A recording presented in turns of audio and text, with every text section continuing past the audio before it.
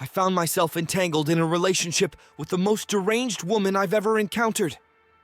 Desperation clouded my judgment, leading me to believe I was in love with her. Despite her captivating allure, she was a vortex of madness, draining every ounce of sanity from my being. She squandered my finances, severed ties with my friends, and monopolized every moment of my existence. Her insanity knew no bounds, manifesting in bizarre and unsettling behaviors that defied comprehension. Breaking free from her grasp was a harrowing ordeal. I severed ties with her in a private setting, only to be met with a storm of fury and chaos. Her wrath unleashed a torrent of violence, leaving me to grapple with the regret of ever becoming entangled with her. As I drove away from the chaos she wrought, a sense of relief washed over me, like breaking free from the clutches of a malevolent enchantress. Yet, the ominous warning from my friends echoed in my mind, foretelling that her grip on me was far from over. That night, as I left the bar with my friends, I made a chilling discovery lurking beneath the hood of my car. A twisted, rusted steel nail, a sinister omen of the darkness that still lingered. Though I dismissed the notion of witchcraft, her self-proclaimed affiliation with the occult filled me with a sense of dread. As days passed, her vindictive actions escalated, leaving me haunted by the specter of her madness. From mysterious markings on my car to sinister threats delivered with malicious intent, her presence loomed over me like a malevolent shadow. As I pondered the sinister implications of my ex-girlfriend's actions, I couldn't shake the feeling of impending doom. The discovery of the rusty nail, a token perhaps of some dark spell she had cast upon me, filled me with a sense of dread. Dismissing it as mere superstition, I tossed it aside, foolishly believing it to be the end of my troubles. Little did I know, it was only the beginning of a descent into madness. Over the following week, I found myself ensnared in a nightmare of supernatural torment. Strange symbols etched into my car, tires slashed in the dead of night, and shards of glass littering my doorstep, accompanied by an ominous dark stain that seemed to seep into my very soul. A friend's girlfriend suggested it might be the work of war water, a concept I couldn't comprehend nor dared to investigate further. Yet, as the days passed, I began to catch fleeting glimpses of her presence, lurking just beyond the edge of my vision. The terror reached its zenith when I discovered a psychotic note, pierced through with a long, rusty nail, threatening unspeakable torment unless I submitted to her will. Refusing to succumb to her twisted demands, I resolved to break free from her toxic grip once and for all. But as fate would have it, my defiance only provoked her wrath further. Returning to my car after a grueling day's work, I was met with a chilling sight. Another nail, driven with malicious intent through my windshield, shattering the fragile barrier between me and the abyss. As I sat in my car, paralyzed by fear, the unmistakable scent of her perfume filled the air, suffocating me with its sickly sweetness. A primal instinct warned me of her presence behind me, and as I turned to confront her, I was met with a vision of pure malevolence. Her twisted smile betrayed her intentions as she brandished a sharpened nail, poised to pierce my very heart. In that moment of terror, I realized the depths of her depravity, and with a surge of adrenaline-fueled fury, I vowed to defy her to the bitter end. A sinister chill ran down my spine as I found myself locked in a deadly game of cat and mouse with my deranged ex-girlfriend. Laughing in the face of her threats, I taunted her feeble attempts at intimidation. But her response was a scream dripping with malice, promising unspeakable horrors as she brandished the rusty nail like a weapon of retribution. Despite the imminent danger, a wave of fury washed over me, drowning out all reason. With a single-minded focus, I seized my keys and ignited the engine, heedless of the impending danger. As she lunged forward, plunging the nail into my flesh, I felt only a fleeting twinge of pain, my adrenaline-fueled rage blinding me to the severity of my injuries. With reckless abandon, I hurtled through the night, the shattered windshield offering only fragmented glimpses of the world beyond. As she clawed desperately at the interior of the car, I slammed on the brakes, the sudden realization of the agony coursing through my veins jolting me back to reality. But it was too late for her. With a sickening thud, she collided with the unyielding glass, her screams drowned out by the deafening roar of my victory. As I watched her writhing form, trapped like a fly in amber, I knew that justice had been served, albeit at a cost. Summoning the last vestiges of my resolve, I emerged from the wreckage and dialed the authorities, my hands trembling with a mixture of fear and triumph. And as the flashing lights of the police car illuminated the night, I knew that the nightmare was far from over. But with the truth on my side, I stood ready to face whatever horrors lay ahead, for in the end, justice would prevail, even in the face of madness.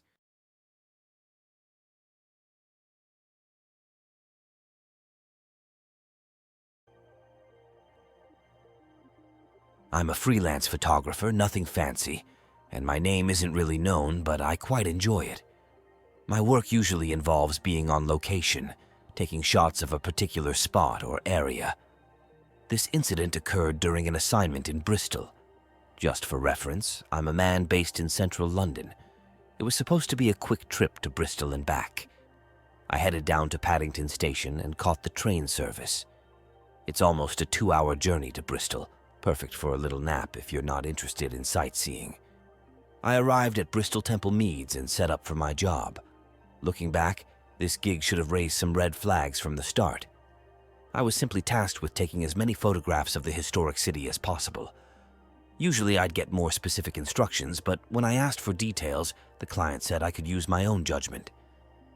They opted for one of my pricier packages. So off I went from Temple Meads to the streets of Bristol. Honestly, it was one of the best assignments I've had. I was thrilled with every bit of it, even capturing a brutalist gem near Bristol, which was a delightful surprise. I kept exploring, debating whether to visit the usual photogenic spots. Instead, I wandered into corners and alleys, capturing the city's essence. Hours later, I returned to the station, looking forward to the editing process. However, there was a little issue. A guy I'd noticed during the day in Bristol had photobombed several of my shots. It wasn't immediately obvious, but since I'd been to various locations and walked for hours, it seemed like he was following me. It was frustrating because those photos were some of the best. Other people appeared in my shots, but this person looked straight at the camera, and for some reason I couldn't remember him outside of my lens. Nevertheless, I set those photos aside and edited the ones without the photobomber. I sent them over to the client and didn't hear back for several days. Meanwhile, I carried on with my other jobs, mostly in London. About a week after delivering the Bristol images, the client wrote back with a strange request. They wanted to know if those were all the pictures I'd taken. I was puzzled because I'd delivered the agreed-upon package. I replied, but they insisted on getting the rejects. Normally, photographers wouldn't share unedited or technically inferior shots. Our reputation is tied to these images, and we wouldn't want subpar photos circulating online. While I usually delete the rejects, I'd kept some, particularly those with the stranger in them. I explained everything to the client, and they insisted that I would need to be paid extra for those additional photos, as they were outside the agreed package and required editing. They agreed immediately and promptly paid as soon as I sent the invoice. So I got to work and delivered them. Strangely, I didn't feel quite right about it. I told myself that it would be the last time I did something like that. While the money was good, I realized I needed to set some boundaries and adhere to professional standards. The following week, I worked on a wedding, which wasn't really my thing, but it was a favor for a friend. As I edited the shots, I noticed the stranger appearing in a few of them. It was unsettling, especially since it wasn't in Bristol, and his stare seemed to pierce through the lens, giving me the creeps. I decided not to include those photos and moved on. Then, I received an email from the client of the Bristol gig, requesting more shots from different angles and specific places in the city. This time, I increased the price, considering the additional expenses of using cabs to reach certain areas. The payment came through quickly, and off I went from Paddington to Temple Meads, exploring Bristol once again. After a few hours, I realized it would be better to stay the night at a nearby hostel and return to London the next day. I found a pub nearby, had a few pints, and chatted with the locals about potential photo spots. Later, as I walked to the hostel, I felt like someone was following me. It was an unnerving sensation that I'd never experienced before. I arrived at the hostel and tried to shake off the feeling, but it persisted. It was like having a laser pointed at me, and the intensity grew as I entered the building. I couldn't explain it, but it felt like I had a shadow on my tail. Despite the unease, I managed to get some rest. The next day, I was determined to finish the job and head home. While photographing Bristol Harbor side, I left my bag unattended on a bench, only to find a mysterious envelope on the train ride back to London. Inside were Polaroid pictures of me, not just in Bristol, but at my other assignments too. I realized I had a stalker, and the fear started to consume me. I blocked him from emailing me, but he found other ways to contact me. He seemed relentless, insisting that we would keep crossing paths. I felt trapped, unable to escape his presence. I decided to take precautions, limiting my work and cutting back on gigs, especially those in Bristol. I even shut down my website and put my social media on hiatus. It was a drastic measure, but I felt like I had no other choice. I sought refuge with a friend in Scotland for a few weeks, hoping to evade my stalker. During that time, I didn't receive any new emails, and for a while I dared to hope that it was over. But he found me again, expressing his longing to see me. Feeling cornered and desperate, I agreed to meet him at Paddington. I needed to confront him, to understand why he was doing this. His response was enthusiastic, and he suggested taking photos together. I played along, hoping to gain some insight into his motives. But as the meeting approached, I couldn't shake the feeling of dread. Was he mentally unstable, or was he capable of something far more sinister? I prepared myself for the confrontation, unsure of what would happen next. I absolutely adored the place, but it seemed more practical to meet him at Paddington. "See you tomorrow." I finished typing and waited anxiously. Sleep eluded me as I mulled over what to do about this individual. Should I call someone for backup? Would he be spooked if I wasn't alone? Unsure if the authorities would take me seriously, I drifted off to sleep, pondering my options and how to put an end to this ordeal once and for all. I arrived at Paddington at least half an hour early, eager to observe the hustle and bustle of the train services and the bustling crowd. Not wanting to draw attention, I snapped a few casual selfies, scanning them for any unexpected appearances, his modus operandi. However, I didn't spot him until one particular selfie. He was distant, barely visible. I scanned the area, snapping more photos and selfies, but he remained elusive. Reluctant to confront him in the crowded station, I toyed with the idea of setting my phone to rapid shot mode. Yet, I dismissed it as too extreme. My goal was to gather evidence for the police, along with the unsettling emails. Despite my vigilance, he seemed to vanish into thin air. Then, I felt it. The unmistakable sensation of being watched, closer this time. Instinctively, I froze, hoping to catch him off guard. I pivoted swiftly, capturing a few shots as he recoiled, shielding his face before fleeing. "Where are you going?"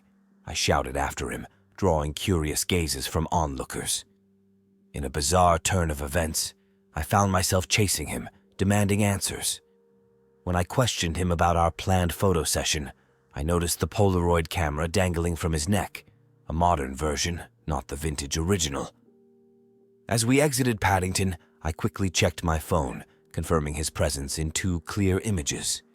Satisfied, I headed to the police station to file a report. Though my expectations were low, I felt a sense of relief. Back home, I meticulously searched for any signs of intrusion, finding none. With time, I cautiously resumed my photography work, implementing stricter protocols for new clients. Months later, I moved to a new flat for unrelated reasons. Thankfully, the peculiar photobomber ceased to haunt my photographs or my thoughts. Yet I still wonder about his motives. Was he another photographer, or perhaps an old acquaintance fixated on me? The mystery remains unsolved, a reminder to remain vigilant in an unpredictable world.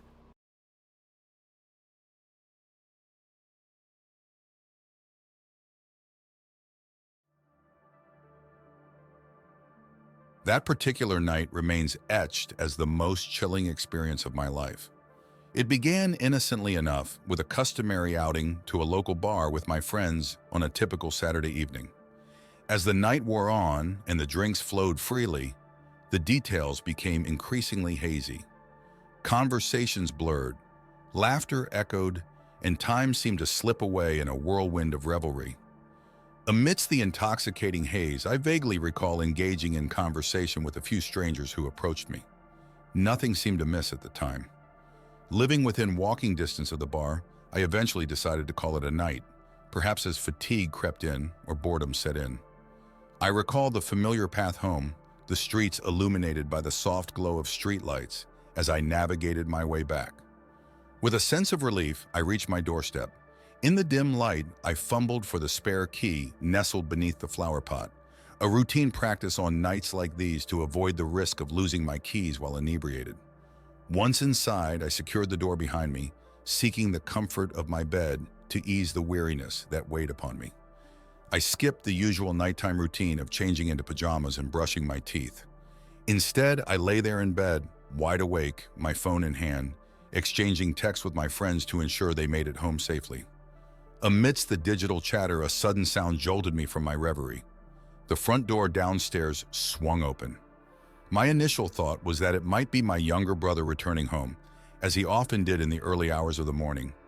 But then a message from my best friend flashed across the screen, inquiring about the encounter with the persistent guy from the bar. Confusion washed over me as I struggled to recall the details of the night's events amidst the alcohol-induced haze. As I strained to piece together the fragments of memory, I heard faint noises emanating from downstairs. Perhaps my brother rustling up a late-night snack in the kitchen. Yet the creak of footsteps ascending the staircase sent a shiver down my spine. Another text from my friend confirmed her sighting of the persistent stranger leaving the bar shortly after me. Despite my lingering intoxication, a sense of unease crept in as I grappled with the unsettling realization that I may not be alone in the house. Growing suspicion gnawed at me as footsteps ascended the staircase outside my room, halting abruptly just outside my door. With bated breath, I watched as the door creaked open, revealing a silhouette shrouded in darkness. My heart raced as I called out my brother's name, but the figure remained silent before quietly shutting the door. The lingering presence outside my room sent shivers down my spine, prompting me to reach for my phone in a frantic bid for reassurance. With trembling fingers, I hastily messaged my brother, seeking confirmation of his whereabouts. His swift reply only deepened my sense of dread, denying any involvement and raising the specter of an intruder. With a sinking feeling in my gut, I realized that my mother, our only other housemate, was away for the week, leaving me to confront the unsettling reality of a potential break-in. Summoning all my courage, I dialed emergency services, the weight of the situation hitting me as I uttered those 3 digits for the first time in my life. As I relayed the details of the suspected intrusion to the dispatcher, a wave of terror washed over me. Desperation fueled my actions as I flicked on the bedside lamp, flooding the room with light and dispelling the shadows that had enveloped me in fear. In the dim light, a figure emerged from the shadows, standing ominously in the corner near the door.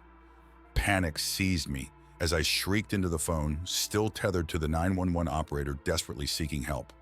With a surge of adrenaline, the intruder flung open the door and vanished into the night. The sound of his hurried footsteps echoed through the empty house as I clung to the line, the operator guiding me through each nerve-wracking moment until the arrival of law enforcement. Despite the haze of intoxication clouding my mind, I provided what details I could to the police, describing the intruder as a stocky man in his mid-20s, sporting a full beard and a cropped haircut. As the officers combed through the scene, one made a chilling discovery: a key nestled in the lock of the front door. It was the spare key we kept hidden beneath the flower pot, a detail that sent shivers down my spine. The realization dawned that the intruder had been watching, waiting for the opportune moment to strike.